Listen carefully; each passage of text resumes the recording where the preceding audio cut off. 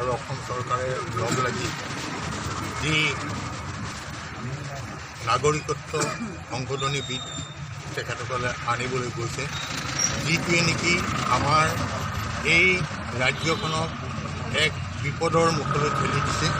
কাৰণ ইতিমধ্যে 1971 চনৰ আগৰ যিসকল বাংলাদেশী লোক আমাৰ দেশলৈ আহিছিলে, আমাৰ ৰাজ্যলৈ আহিছিলে, সেইখিনি আমি গ্ৰহণ কৰিছোঁ।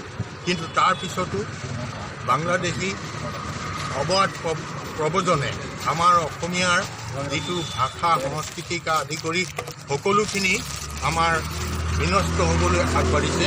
আৰু এইখিনি ক্ষেত্ৰত আমি সজাগ নহ'লে, বিশেষকৈ অসমীয়া মানুহখিনিয়ে যদি একগোট হৈ আমি এইখিনি প্ৰতিৰোধ কৰিবলৈ নাযাওঁ, কালিলৈ আমি অসমত থাকি ত্ৰিপুৰাৰ দৰে আমি অসমীয়া জাতিটো এটা ভগনীয়া জাতিত পৰিণত হ'ব লাগিব।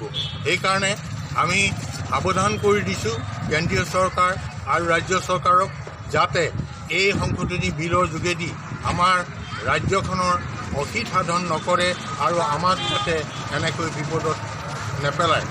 আমি